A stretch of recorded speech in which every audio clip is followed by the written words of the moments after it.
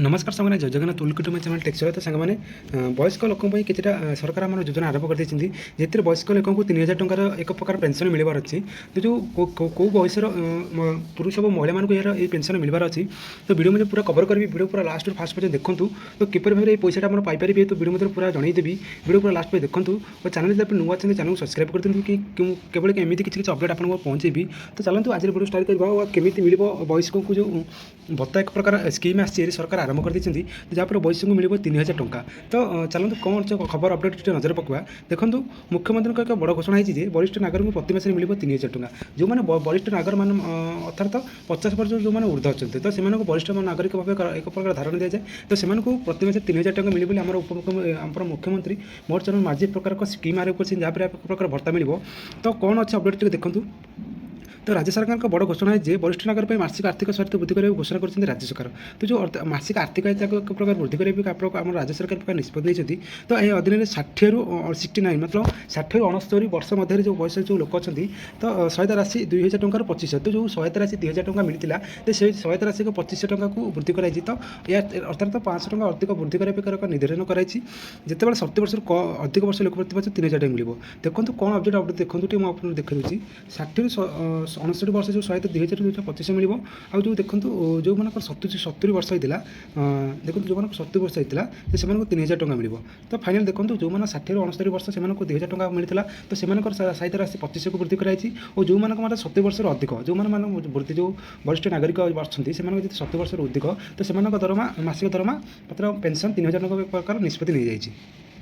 तो देखो दिल्ली बजट उपस्थापन करने समय मुख्यमंत्री रेखा गुप्ता कहते सरकार वरिष्ठ नागरिक आर्थिक सहायता योजना सुदृढ़ करने प्रतिबद्ध से कहते 60 रू 69 वर्ष मध्य वरिष्ठ नागरिक मासिक 2500 टका वृद्धि कर और 70 अधिक बयस व्यक्ति प्रति मास 3000 वृद्धि पाइबे तो ये 60 रू 69 वर्ष वर्गर अनुजाति जाति एससी अनुजाति एसटी और संख्यालघु संप्रदायर वरिष्ठ नागरिक प्रति मास अतिरिक्त 500 टका मिल और मुख्यमंत्री कहते ये योजना गुड़िक मोट 3227 कोटी टकर व्यवहार कराई तो देखो आम मुख्यमंत्री एक प्रकार सूचना एक मीटिंग एक प्रकार आलोचना कर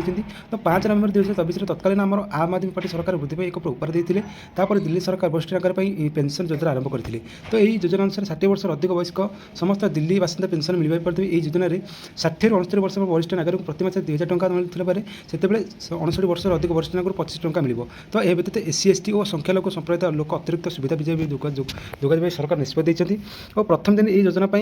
10 अधिक आवेदन ग्रहण कर तो यह योजना अधीन मोट 80,000 नूतन पंजीकरण स्लट खोल जाता तो देखो कौन रही दिल्ली एक प्रकार स्लट कौन खोल देखो दिल्ली में किए व्यवधार पेंशन पाइपर देखो कौन अच्छी दिल्ली अवस्था तो आवेदन में बयस सीमा जो पेंशनटा मिल तार बयस रूल इलेक्शन पढ़ी देखी दूसरी तो आवेदन का बयस 60 वर्ष कि अधिक भी उचित तो आवेदन कर अति कम 5 वर्ष धरी दिल्ली रोथे तो देखो तो दिल्ली जो आवेदन कर कौन अच्छी तो दिल्ली ठिकाना सहित से आधार कार्ड करते आवश्यक परिवार वार्षिक आय 1 लाख टका कि कम होबार उचित तो आवेदन कर राज्य कि केंद्र सरकार अन्य कौन योजना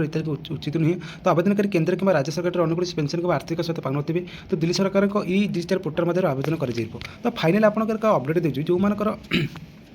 वरिष्ठ नागरिक जो मानकर एक प्रकार पेंशन मिलता 2000 टका 60 रू 69 वर्ष मध्य से 2000 टका मिलता तो से आर्थिक सहायता 500 टका वृद्धि कर अर्थात से आर्थिक सहायता 2500 टका कराई और जो मैंने 70 वर्ष अधिक वरिष्ठ नागरिक से पेंशन 3000 टका वृद्धि कराई तो यही प्रकार आम सरकार एक नूतन स्कीम आनी जहाँफल वरिष्ठ नागरिक जो मैंने अच्छी पेंशन भत्ता एक प्रकार वृद्धि कराई तो सांगे वीडियो मत जनइली कौन रही है अपडेट पेंशन के वृद्धि पाला तो वीडियो जो पसंद गोटे लाइक कर दिखाँ तो चैनल आप नुआ अच्छे चैनल सब्सक्राइब कर दिखाँ आज रोचे जय जगन्नाथ।